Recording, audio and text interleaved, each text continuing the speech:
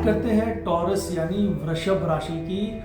वृषभ राशि के जातकों के लिए गुरु चंडाल योग जुपिटर और राहु का जो कंजंक्शन है वो होने जा रहा है उनके 12वें स्थान पे, क्योंकि 12वां जो भाव है उनकी कुंडली में वो है मेष राशि से कनेक्टेड। तो इसी भाव में जुपिटर अभी ट्रांजिट करेंगे, 11वें से 12वें भाव में जाने वाले हैं।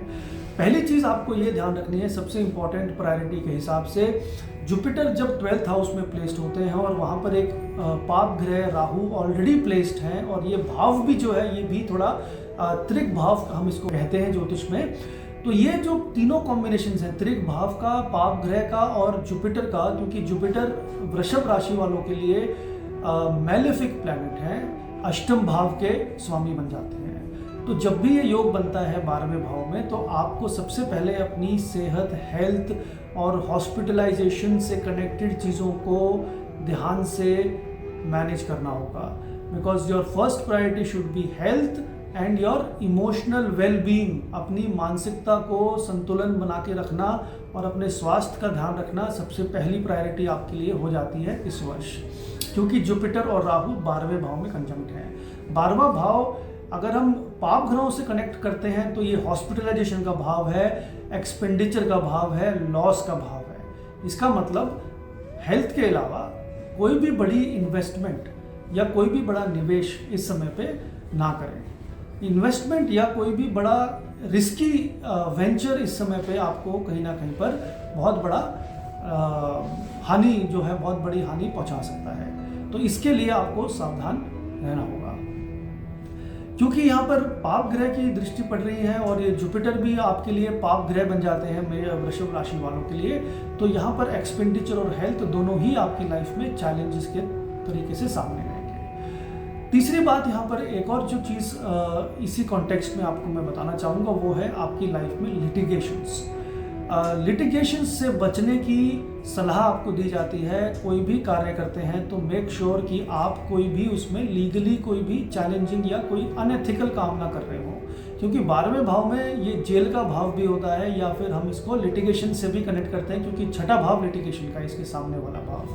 तो इस समय पे आपकी लाइफ में जो आपके एनिमीज होंगे, शत्रु जो होंगे, वो पूरी तरीके से सक्रिय होंगे, इफेक्टिव होंगे, एक्टिवेटेड होंगे।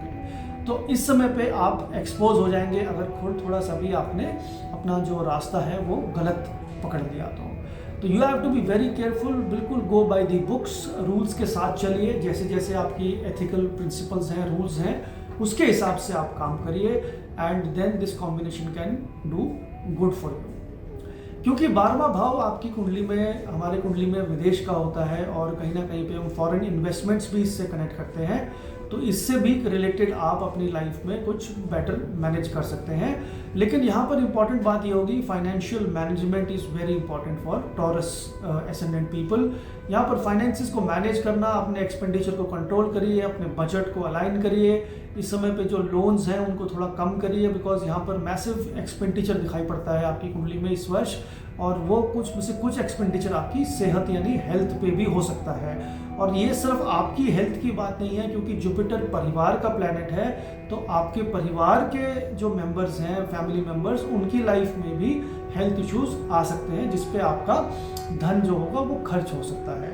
तो ये आपको सभी चीज़ों को, इन चीज़ों को ऑब्जर्व करके रखना है और यहाँ पर अपनी लाइफ को बेटर प्लानिंग के साथ लेके चलना है। विदेश की या लंबी दूरी की यात्राएं जो होंगी आपके लिए काफ़ी पॉजिटिव होंगी। साथ ही में जुपिटर की 9वीं दृष्टि अष्टम भाव पे पड़ेगी। इसका मतलब ये जो समय है आपका जुपिटर ट्रांजिट का, वेरी अनप्रिडिक्टेबल समय है, but the good thing is कि it is a positive suddenness. ये जो अचानक घटनाएं होंगी, ये अधिकतर घटनाएं पॉजिटिव होंगी, क्योंकि बृहस्पति की जो दृष्टि है 9वीं, वो अच्छी मानी जाती है। तो आपके अष्टम भाव पे यानी ऑब्स्टेकल्स के भाव पे दृष्टि जो पड़ती है, वो ज़रूर आपको कोई ना कोई रास्ता या मार्गदर्शन ज़रूर करके जाएगी। आप सभी के लिए अपनी स्पिरिचुअलिटी, अपनी सबकॉन्शियस माइंड और इंट्रोस्पेक्शन, इन सभी चीज़ों को इस समय पे आप एक्सप्लोर कर सकते हैं। उसके लिए बहुत ही अच्छा समय है, लाभदायक समय है, क्योंकि 12वां भाव, अष्टम भाव, ये सभी हमारी स्पिरिचुअलिटी से कनेक्टेड हैं। तो इस समय पे आपको अपनी स्पिरिचुअलिटी को बढ़ाना है, चाहे वो कोई नई चीज़ सीखने का हो, चाहे वो ज्योतिष सीखने का समय हो, या कोई भी ऐसी विद्या जो आपको ईश्वर से कनेक्ट करती हो, उससे आपको अपना संपर्क बनाना है।